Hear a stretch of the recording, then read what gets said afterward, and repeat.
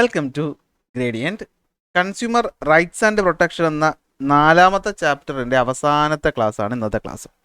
അപ്പോൾ നിങ്ങൾക്ക് അറിയാമല്ലോ, നമ്മുടെ ജോഗ്രഫിയിൽ 3ാമത്തെ ചാപ്റ്റർ അല്ല 4ാമത്തെ ചാപ്റ്ററാണ് എക്സാമിന് ഉള്ളത്. സോ ആ ചാപ്റ്ററും നമ്മൾ ഇന്ന് എന്ത് ചെയ്യുവാണ്, കംപ്ലീറ്റ് ചെയ്യുകയാണ്. അപ്പോൾ ഇതിന് മുന്നേ ഉള്ള എല്ലാ ചാപ്റ്റേഴ്സിൻ്റെയും ക്ലാസ് നമ്മുടെ ചാനലിലുണ്ട്. അപ്പോൾ അത് കാണാനായിട്ട് എന്ത് ചെയ്യുക, പ്ലേലിസ്റ്റിൽ പോവുക. പ്ലേലിസ്റ്റിൻ്റെ ലിങ്ക് ഡിസ്ക്രിപ്ഷനിലുണ്ട്.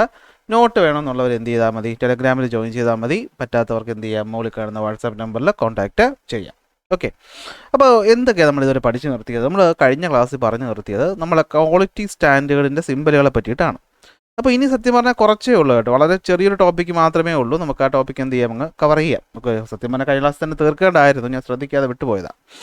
അപ്പോൾ നോക്കിയേ, നമ്മൾ ഇനി പഠിക്കാനുള്ളത് എന്തിനെ പറ്റിയിട്ടെന്ന് വെച്ച് കഴിഞ്ഞാൽ carelessness, ignorance and being cheated. അപ്പോൾ എന്തൊക്കെ കാരണങ്ങൾ കൊണ്ടാണ് നമ്മളെ കൺസ്യൂമേഴ്സ് എന്ത് ചെയ്യുന്നത്, ചതിക്കപ്പെടുന്നതെന്ന് ചോദിച്ചു കഴിഞ്ഞാൽ പ്രധാനപ്പെട്ട കാരണം എന്ന് പറയുന്നത് എന്തായിരിക്കും? നമ്മുടെ തന്നെ കെയർലെസ്നെസ്സും ഇഗ്നോറൻസും തന്നെയാണ്. നിങ്ങൾ പറ, നിങ്ങളൊക്കെ എത്ര പേർക്ക് ഈ പറയുന്ന കൺസ്യൂമർ കോർട്ടുകളുണ്ടെന്നും നമുക്ക് നമ്മുടെ അവകാശങ്ങൾ സ്ഥാപിച്ചെടുക്കാൻ പറ്റുമെന്നൊക്കെയുള്ള കാര്യങ്ങൾ അറിയാം? ISI മുദ്രയും ഇതൊക്കെ നോക്കി സാധനം വാങ്ങാൻ നമുക്ക് എത്ര പേർക്കറിയാം? അറിയത്തില്ല. അപ്പോൾ നമ്മുടെ അറിവില്ലായ്മയാണ്. ബാക്കി പിന്നെ നമ്മുടെ കെയർലെസ്നെസ്, നമ്മളിതൊന്നും വാങ്ങുമ്പോൾ ശ്രദ്ധിക്കത്തില്ല, എക്സ്പയറി ഡേറ്റ് നോക്കി വാങ്ങലൊന്നും നമ്മൾ ചെയ്യാറില്ല. അപ്പോൾ ഇത്തരം കാര്യങ്ങൾ കൊണ്ടാണ് നമ്മൾ എന്ത് ചെയ്യപ്പെടുന്നത്, ചതിക്കപ്പെടുന്നത്. അപ്പോൾ ഇവിടെ ഒരു ക്വസ്റ്റ്യനെയർ തന്നിട്ടുണ്ട്. ഇത് സത്യം പറഞ്ഞാൽ പരീക്ഷയ്ക്ക് വേണ്ടിയിട്ടല്ല, ഞാൻ നിങ്ങൾക്ക് വേണ്ടിയിട്ട് പറയുന്നതാണ്. നിങ്ങളിതിൻ്റെ ഉത്തരങ്ങൾ മനസ്സിലറിഞ്ഞു ഒന്ന് പറയാൻ ശ്രമിച്ചേ. നിങ്ങൾ നിങ്ങളുടെ അച്ഛനെയും അമ്മയോ കൂടെ ഇരുത്തിയിട്ട് ഇത് നോക്കുന്നതായിരിക്കും നല്ലത്. കാരണം നിങ്ങളിപ്പോൾ സാധനം വാങ്ങി തുടങ്ങുന്ന പ്രായമാവുന്നല്ലേ ഉള്ളൂ. അല്ലാതെ വരുമ്പോൾ എങ്ങനെയാണെന്നുള്ളത് നമുക്കൊന്ന് നോക്കാം. When purchasing goods and services, do you check whether the quantity and weights are correct? Okay, നിങ്ങൾ സാധനം വാങ്ങുമ്പോൾ അതിൻ്റെ ക്വാണ്ടിറ്റിയും വെയ്റ്റും കറക്റ്റ് ആണോ എന്ന് ചെക്ക് ചെയ്യാറുണ്ടോ എപ്പോഴും വാങ്ങുമ്പോൾ? അതായത് ഒരു സാധനം വാങ്ങുന്ന സമയത്ത് കടക്കാരനത് തൂക്കം എടുക്കുമ്പോൾ നിങ്ങൾ കറക്റ്റ് ആ മെയിൻ മെഷീൻ നോക്കിക്കൊണ്ടിരിക്കാറുണ്ടോ? അല്ലെ പാക്ക് ചെയ്ത സാധനം വാങ്ങുമ്പോൾ അതിൻ്റെ പുറകിലത്തെ വെയിറ്റ് കറക്റ്റാണ്, അല്ലെങ്കിൽ അത് എഴുതിയിരിക്കുന്നത് തന്നെയാണ് അതിൻ്റെ വെയിറ്റ് എന്ന് കറക്റ്റ് ചെയ്യാറുണ്ടോ? ഞാൻ പറയും നെവർ എന്ന്, നോക്കാറില്ല. ഓക്കെ.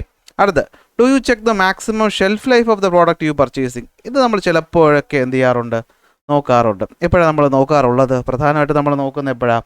നമ്മൾ ഈ ഫുഡ് ഐറ്റംസ് ഒക്കെ, ബ്രെഡ് പോലുള്ള സാധനങ്ങളൊക്കെ വാങ്ങുമ്പോൾ നമ്മളതിൻ്റെ എത്ര ദിവസം ഇരിക്കും എന്നുള്ള സാധനം നോക്കാറുണ്ട്.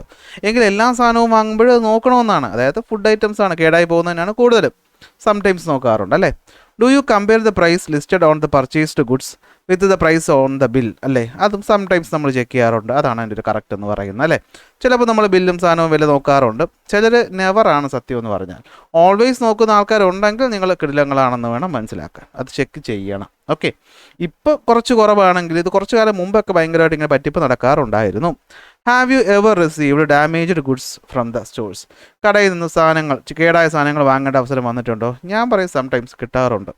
ചിലപ്പോൾ അത് കൊണ്ടുകൊടുത്ത് ബില്ല് കൊടുക്കുമ്പോൾ നമുക്ക് മാറ്റി കിട്ടാറുമുണ്ട്. ഇനി കിട്ടാത്ത അവസരങ്ങളും ഉണ്ട്. കാരണം ചിലപ്പോൾ നമ്മൾ കുറച്ച് ദിവസം കഴിഞ്ഞിട്ടായിരിക്കും അതിൻ്റെ ഡാമേജ് തിരിച്ചറിയുന്നത്. അപ്പോഴത്തേക്കും ഒരു മാസമൊക്കെ കഴിഞ്ഞിട്ട് കൊണ്ടുപോയി കഴിഞ്ഞാൽ പറ്റും. എനിക്കൊരു അബദ്ധം പറ്റിയായിരുന്നു. ഞാനൊരു സാധനം വാങ്ങിച്ചു, ഒരു സിൽവറിൻ്റെ ഒരു ബ്രേസ്ലെറ്റ് വാങ്ങിച്ചു. അത് വാങ്ങിച്ചിട്ട് ഏതാണ്ട് ഒരാഴ്ച 7 ദിവസം കഴിഞ്ഞ് 8ാമത്തെ ദിവസമാണ് ഞാൻ അതിനകത്തൊരു ഡാമേജ് കണ്ടത്. ഞാൻ അതുകൊണ്ട് എന്ത് ചെയ്തു, കടയിൽ പോയി. അവർ പറഞ്ഞു 7 ദിവസം വരെ റീപ്ലേസ് ചെയ്യുള്ളൂ, 8ാമത്തെ ദിവസം റീപ്ലേസ് ചെയ്യത്തില്ലെന്ന്. ഞാൻ ആസ് എ കൺസ്യൂമർ കോടതിയിൽ പോകേണ്ടതായിരുന്നു, പക്ഷേ അതിനുള്ള സമയമില്ലാത്തതുകൊണ്ട് ഞാൻ പോയില്ല. എൻ്റെ ഭാഗത്ത് തെറ്റാണ്. ഓക്കെ. അപ്പോൾ നിങ്ങൾക്ക് അങ്ങനെ അബദ്ധങ്ങൾ ഉണ്ടായിട്ടുണ്ടോ? ഉണ്ടെങ്കിലൊന്ന് ആലോചിച്ച് നോക്കി. Have you noticed what ingredients are used in the purchased products? അല്ലെ, സാധനം വാങ്ങുമ്പോൾ ഇൻഗ്രീഡിയൻസ് വാങ്ങിച്ച് വെക്കാറുണ്ട്? ഞാൻ പറയും നെവർ. നമ്മൾ ആരും അങ്ങനെ ബോധർ ചെയ്യാറില്ല. അങ്ങനെ വളരെ നെവറായിട്ടാണ് എൻ്റെ ഒരു അവസ്ഥ ഞാൻ പറയുന്നത്. Okay. Do you check the manufacturing date of the product on the product label? Manufacturing date നോക്കാറുണ്ടോ? എക്സ്പയറി നോക്കാറുണ്ട്. മാനുഫാക്ചറിംഗ് ഡേറ്റും സംടൈംസ് നോക്കാറുണ്ടെന്ന് പറയാം. എൻ്റെ കാര്യമാണ്. Do you check whether there is warranty guarantee of the purchased product? അത് ഞാൻ എന്ത് ചെയ്യാറുണ്ട്, സംടൈംസ് ചെക്ക് ചെയ്യാറുണ്ട്. എല്ലായ്പ്പോഴും ഒന്നുമില്ല. ചെറിയ സാധനമൊക്കെ വാങ്ങുമ്പോൾ ചെക്ക് ചെയ്യത്തില്ല. എന്നാൽ പൈസ കുറച്ച് മൊബൈലും ഇലക്ട്രോണിക് സാധനങ്ങളൊക്കെ വാങ്ങുമ്പോൾ നമ്മളത് ചെക്ക് ചെയ്യാറുണ്ട്. Do you read the statutory warning on the wrapper of the product? ഞാൻ ഇതുവരെ വായിച്ചു നോക്കിയിട്ടില്ല. Do you normally buy product only after അസ് കണ്ടെയ്നിങ് the meaning of the symbols and the images on the product? അല്ലേ, അതായത് ഈ പറഞ്ഞ ISIയും മുദ്രയൊക്കെ നോക്കിയിട്ടാണ് വാങ്ങുന്നത്. സംടൈംസ് ഹെൽമെറ്റൊക്കെ വാങ്ങുക, അല്ലെങ്കിൽ ഇലക്ട്രോണിക്സ് ഒക്കെ വാങ്ങുമ്പോൾ നമ്മളത് ചെക്ക് ചെയ്യും. സാധാരണ എല്ലാ സാധനത്തിലും നോക്കാറില്ല. പ്രധാനമായിട്ട് ഫുഡ് വാങ്ങുമ്പോൾ FSSAITയുടെ സിമ്പിൾ ഉണ്ടോ എന്ന് ഞാൻ നോക്കാറില്ല. പക്ഷേ നോക്കുന്നതാണ് നല്ലത് കേട്ടോ, നിങ്ങൾ നോക്കണം. Do you check whether the product you ordered online are same as advertised? അതിപ്പോൾ ഏതാണ്ട് സംടൈംസ് മതി, അതാ കറക്റ്റ് അല്ലേ. ഇപ്പോൾ ഏതാണ്ട് നമ്മൾ കാണുന്ന സാധനം തന്നെയാണ് വരാറ്. പക്ഷേ കുറച്ച് നേരം മുമ്പ് അങ്ങനെ ആയിരുന്നില്ല. Have you ever noticed the street vendors using other materials to manipulate weight? അല്ലേ, കള്ളത്തൂക്കങ്ങളൊക്കെ കണ്ടിട്ടുണ്ടോ? കണ്ടിട്ടുണ്ട്. സംടൈംസ് ചിലവന്മാർ ഈ വെയിറ്റ് ചെയ്യുന്ന മെഷീൻ്റെ വെയിറ്റ് കുറച്ച് വയ്ക്കുക, അതിൻ്റെ അടി വേറെ എന്തെങ്കിലും ഒട്ടിച്ച് വയ്ക്കുക, അതൊക്കെ പണ്ട് കണ്ടിട്ടുണ്ട്. ഇപ്പോൾ അധികം ഇല്ല, ഇപ്പോൾ ഇലക്ട്രോണിക് സാധനങ്ങളാണല്ലോ. അതുകൊണ്ട് നടക്കുന്നുണ്ടോ എന്ന് നമുക്ക് അറിയില്ല, അതാണ് സത്യം. പെട്രോൾ പമ്പിനകത്തൊക്കെ നമ്മൾ പറയാറുണ്ടല്ലോ അല്ലേ, ഈ കാണിക്കുന്നതായിരിക്കത്തില്ല ആക്ച്വൽ എന്നൊക്കെ ഉള്ള, അങ്ങനെ ചെയ്യുന്നുണ്ടായിരിക്കും, പക്ഷേ ശ്രദ്ധിക്കാറില്ല.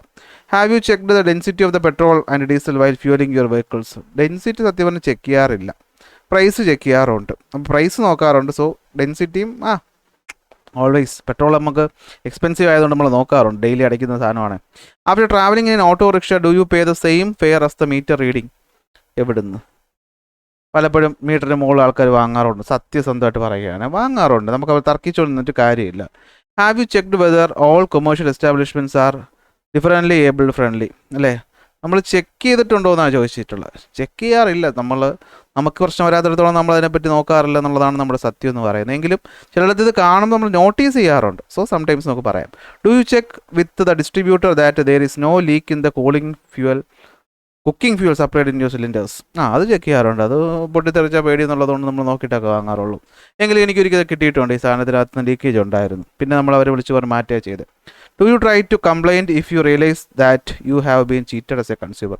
സത്യം പറയാറ് ഞാൻ ഇതുവരെ പലയിടത്തുനിന്നും കിട്ടിയിട്ടുണ്ടെങ്കിൽ ഇതുവരെ അതൊരു കംപ്ലൈൻറ്റോട്ടൊന്നും എത്തിക്കാൻ മെനക്കെടാൻ വയ്യാത്തതുകൊണ്ട് തന്നെ ചെയ്തിട്ടില്ല എന്നുള്ളതാണ്. പക്ഷേ അത് നല്ലതല്ല, അത് നമുക്ക് നഷ്ടം വരികയാണ്. അപ്പോൾ നിങ്ങളൊക്കെ എന്ത് ചെയ്യണം? അത് കൃത്യമായിട്ട് ചെയ്യണം. കാരണം നിങ്ങൾക്ക് അവബോധം ഉണ്ടാകണം, അതാണ് സംഭവം എന്ന് പറയുന്നത്. അപ്പോൾ അതിനാണ് എന്നെപ്പോലെയുള്ള മണ്ടന്മാരായ കൺസ്യൂമേഴ്സിന് വേണ്ടിയിട്ടാണ് എന്ത് കൊടുക്കുന്നത്? കൺസ്യൂമർ എഡ്യൂക്കേഷൻ കൊടുക്കുന്നത്. ഇത് കൊടുക്കുന്നത് കൺസ്യൂമർ എഡ്യൂക്കേഷൻ കൊടുക്കുന്നത്. കണ്ടോ, ജാഗോ ഗ്രാഹക് ജാഗോ, നമ്മൾ TV ചാനലുകളിൽ പരസ്യം ചിലപ്പോൾ കണ്ടിട്ടുണ്ടായിരിക്കും. ഗ്രാഹക് എന്ന് വെച്ച് കഴിഞ്ഞാൽ ഉപഭോക്താവ്, ഉണരൂ ഉപഭോക്താവേ ഉണരൂ എന്നൊക്കെ പറഞ്ഞ് റേഡിയോയിലൊക്കെ നമ്മൾ ചിലപ്പോൾ എന്ത് ചെയ്യാറുണ്ട്, ഈ പരസ്യം കേൾക്കാറെങ്കിലും ഉണ്ട്. സംഭവം ഇതാണ്, കൺസ്യൂമർ എന്താണ്, നാഷണൽ കൺസ്യൂമർ ഹെൽപ്പ് ലൈൻ നമ്പറൊക്കെ കൊടുത്തിട്ടുണ്ട്. ഇത് വിളിച്ച് നമുക്ക് എന്ത് ചെയ്യാം? കംപ്ലയിൻറ്റ് ചെയ്യാം. നമ്മുടെ അവകാശങ്ങളെ പറ്റി നമ്മൾ അറിഞ്ഞിരിക്കണം, ബോധവാന്മാർ ആയിരിക്കണം. ഓക്കെ, അപ്പോൾ എന്താണ് കൺസ്യൂമർ എഡ്യൂക്കേഷൻ എന്ന് പറഞ്ഞാൽ? It is about educating the consumers about their right, responsibilities and choice of product and services. Okay, differences in markets and consumer laws. ഒരു കൺസ്യൂമറിനെ നമ്മൾ അവബോധം കൊടുക്കുക, പഠിപ്പിച്ചെടുക്കുക, എന്തിനെയൊക്കെ പറ്റിയിട്ട്? എബൌട്ട് ദെയർ, അവരുടെ അവകാശങ്ങളെ പറ്റിയിട്ട്, അവരുടെ ഉത്തരവാദിത്തങ്ങളെ പറ്റിയിട്ട്, അവരുടെ സാധനങ്ങൾ ചോയ്സും സർവീസും അല്ലേ, നമുക്ക് സാധനങ്ങൾ വാങ്ങാനുള്ള ചോയ്സ് ഉണ്ട്. ആ ചോയ്സ് നമ്മൾ മനസ്സിലാക്കണം. കടയിൽ പോയി അവനെടുത്ത് തരുന്ന സാധനം വാങ്ങിച്ചുകൊണ്ട് വരേണ്ട ആവശ്യം നമുക്ക് ഇല്ല. അതുപോലെ തന്നെ കൺസ്യൂമർ നിയമങ്ങളെ പറ്റിയിട്ടൊക്കെ നമുക്ക് എന്ത് തന്നെയാണ്? അവബോധം തരുന്നതിനാണ് നമ്മൾ കൺസ്യൂമർ എഡ്യൂക്കേഷൻ എന്ന് പറയുന്നത്. അങ്ങനെ കൺസ്യൂമറിനെ എഡ്യൂക്കേറ്റ് ചെയ്യുന്ന എന്താണ് അതിൻ്റെ ഒബ്ജക്റ്റീവ് എന്ന് വെച്ച് കഴിഞ്ഞാൽ, നമുക്ക് കൺസ്യൂമർ റൈറ്റ്സ് കിട്ടാൻ വേണ്ടിയിട്ട്, to make consumer aware of their responsibilities, to ensure safety in trade especially in online trade, to identify ethics and regulations in the market. അല്ലേ, ഒരു എത്തിക്സ് ഉണ്ട്. ചില കടക്കാർ നമ്മൾ സാധനങ്ങൾ വാങ്ങുമ്പോൾ ഡാമേജ് ആണെങ്കിൽ അവരപ്പോൾ തന്നെ അത് കണ്ടിട്ട് അവർ തന്നെ എന്ത് ചെയ്യാറുണ്ട്? അത് റെക്ടിഫൈ ചെയ്ത് തരാറുണ്ട്. നമ്മൾ നോക്കണമെന്നില്ല, നമുക്ക് വേണമെങ്കിൽ വാങ്ങിച്ചിട്ടുണ്ടെങ്കിൽ നമ്മൾ ചിലപ്പോൾ തിരിച്ചു കൊണ്ടുപോകത്തില്ലെന്നറിയാം. എങ്കിലും അവരെന്ത് ചെയ്യും? അവരായിട്ട് തന്നെ അത് മാറ്റി തരാറുണ്ട്. ഞാൻ പലപ്പോഴും ഇത് കണ്ടിട്ടുണ്ട്. അതാണ് നമ്മൾ എത്തിക്സ് എന്ന് പറയുന്നത്. അല്ലേ, എന്ത് ചെയ്യുമ്പോഴും നമുക്ക് അതിനകത്തൊരു എത്തിക്സ് ഉണ്ട്. ഇപ്പോൾ പഠിപ്പിക്കുമ്പോൾ നമ്മൾ എന്തിനാണ്? നമുക്ക് കുട്ടികളെ പഠിപ്പിച്ച് മനസ്സിലാക്കിപ്പിക്കുക. അല്ലാതെ ശമ്പളം വാങ്ങിച്ചുകൊണ്ട് പോകുക എന്നുള്ളത് മാത്രമാണോ ഒരു അധ്യാപകൻ്റെ ജോലി എന്ന് പറയുന്നത്? അല്ലല്ലോ. സോ നമ്മൾ ആ വർക്ക് എത്തിക്സ് കാണിക്കണം. അതുപോലെ ഈ പറയുന്ന മാർക്കറ്റിൽ ഒരു എത്തിക്സ് ഉണ്ട്. അല്ലേ, നമ്മൾ ഇന്നലെ വാങ്ങിച്ചുകൊണ്ട് പോയി സാധനം കേടായി അടുത്ത ദിവസം കൊണ്ടുപോകുമ്പോൾ കടക്കാരൻ പറയണം എനിക്കൊന്നും അറിഞ്ഞൂടാന്ന് പറഞ്ഞാൽ അവൻ എത്തിക്സ് ഇല്ലായ്മയാണ് കാണിക്കുന്നത്. നമ്മൾ പിന്നെ അവൻ്റെ കടയിൽ നിന്ന് വാങ്ങിക്കുമോ? ഇല്ല. സോ അങ്ങനെ കാണിക്കരുത്, എത്തിക്സ് ഉണ്ടാവണം. അല്ലെങ്കിൽ നമ്മൾ നിയമപരമായിട്ട് അവനെ പഠിപ്പിക്കും. അതാണ് പറയുന്നത്. To create awareness about consumer protection laws, consumer ലോസിനെ പറ്റി നമുക്ക് ബോധം ഉണ്ടാക്കി തരിക. ടു എൻഷുർ ഹെൽത്ത് സേഫ്റ്റി, അല്ലെ, എക്സ്പയറി ഡേറ്റും ഇൻഗ്രീഡിയൻസും ഒക്കെ നോക്കി വാങ്ങണമെന്ന് പറയുന്നത് അതുകൊണ്ടാണ്. കാരണം നമുക്ക് ഈ ഒരു സ്വഭാവം ഇല്ലാത്തതുകൊണ്ട് തന്നെ നമ്മളിപ്പോൾ ചിലപ്പോൾ നിങ്ങൾ ഇൻസ്റ്റാഗ്രാമിലൊക്കെ ശ്രദ്ധിച്ചിട്ടുണ്ടായിരിക്കും, ചില പേജിലൊക്കെ അവർ ചില ഇൻഫ്ലുവൻസേഴ്സ് വന്ന് പറഞ്ഞു തരാറുണ്ട് നമ്മൾ വാങ്ങുന്ന പ്രോഡക്റ്റുകളുടെ ദൂഷ്യ വശങ്ങളെ പറ്റിയിട്ട്. അതുപോലെ തന്നെ വിദേശത്ത് വിൽക്കുന്ന സാധനത്തിനകത്ത് അത് കാണത്തില്ല. നമ്മുടെ മാർക്കറ്റിൽ വരുമ്പോൾ പല ഉപയോഗിക്കാൻ പാടില്ലാത്ത ഇൻഗ്രീഡിയൻസും അതിനകത്ത് ആഡ് ചെയ്യാറെന്നൊക്കെ ഉണ്ട്. ഞാൻ ഇൻസ്റ്റാഗ്രാമിൽ ഒരാൾ എനിക്ക് പേര് ഞാൻ മറന്നുപോയി. അങ്ങനെ എപ്പോഴും ഇതുപോലെ വന്ന് പറയാറുണ്ട്. ഈ രണ്ടുപേരായിട്ട് അഭിനയിച്ചിട്ട് പറഞ്ഞിരുന്നൊരു സംഭവം ഉണ്ടല്ലോ, ഞാൻ പേര് ഓർമ്മ കിട്ടത്തില്ല. അത് ഈ പറയും, അതായത് ഇപ്പോൾ കമ്പനിക്കാർ നമ്മളെ പറ്റിക്കുന്നതിനെ പറ്റിയിട്ടൊക്കെ അതിനകത്ത് നന്നായിട്ട് പറയുന്നുണ്ട്. അപ്പോൾ അങ്ങനെ ഹെൽത്ത് സേഫ്റ്റിയും മറ്റു കാര്യങ്ങളൊക്കെ എൻഷുർ ചെയ്യാൻ വേണ്ടിയിട്ട്, അതുപോലെ കൺസ്യൂമർ ജസ്റ്റിസ് എൻഷുർ ചെയ്യുക, ഇതൊക്കെയാണ് ഒബ്ജക്റ്റീവ്സ്. ചോദിക്കാൻ സാധ്യതയുള്ളൊരു ചോദ്യമാണ്. ഓക്കെ, കൺസ്യൂമർ എഡ്യൂക്കേഷൻ്റെ ഒബ്ജക്റ്റീവ്സ് എന്തൊക്കെയാണ്? അപ്പോൾ എന്താണ്? കൺസ്യൂമേഴ്സിൻ്റെ അവകാശങ്ങൾ പ്രൊട്ടക്റ്റ് ചെയ്യുക, കൺസ്യൂമേഴ്സിനെ റെസ്പോൺസിബിൾ ആക്കുക, റെസ്പോൺസിബിളായിട്ട് സാധനം വാങ്ങാൻ പഠിപ്പിക്കുക, സേഫ്റ്റി എൻഷുർ ചെയ്യിപ്പിക്കുക, അതുപോലെ എത്തിക്സ് മെയിൻറ്റെയിൻ ചെയ്യിപ്പിക്കുക, അവയർനെസ് കൊടുക്കുക, നിയമങ്ങളെ പറ്റിയിട്ട് ഹെൽത്ത് സേഫ്റ്റി എൻഷുർ ചെയ്യുക, അതുപോലെ കൺസ്യൂമേഴ്സിൻ്റെ ജസ്റ്റിസും എൻഷുർ ചെയ്യുക. അതാണ് ഇതിൻ്റെ അവകാശങ്ങളുടെ ഇമ്പോർട്ടൻസ് എന്ന് പറയുന്നത്. ഇതുമായി ബന്ധപ്പെട്ട് ചോദ്യം വരാൻ സാധ്യത ഉണ്ട്. കാരണം ഇത് പരീക്ഷയ്ക്ക് മാത്രമല്ല, നിങ്ങൾക്ക് ആവശ്യം കൂടി ഉള്ളതായതുകൊണ്ട് അതിൽ നിന്ന് ചോദ്യങ്ങൾ നിങ്ങൾക്ക് വരാൻ ചാൻസ് കൂടുതലാണ്. ഓക്കെ, അപ്പോൾ കൺസ്യൂമർ എഡ്യൂക്കേഷൻ എന്തൊക്കെ നമുക്ക് ചെയ്യും? Raises awareness and instil self protection and values എബങ് കൺസ്യൂമേഴ്സ്. അല്ലേ, ആ കൺസ്യൂമേഴ്സിനെതിരെ എന്താണ് ഒരു അവയർനെസ് ക്രിയേറ്റ് ചെയ്യും, ഒരു സെൽഫ് പ്രൊട്ടക്ഷൻ വാല്യൂസ് എബങ് കൺസ്യൂമേഴ്സ് ഉണ്ടാക്കിയെടുക്കും. അതുപോലെ കൺസ്യൂമേഴ്സിനെ ഹെൽപ്പ് ചെയ്യും എന്തിനു വേണ്ടിയിട്ട്?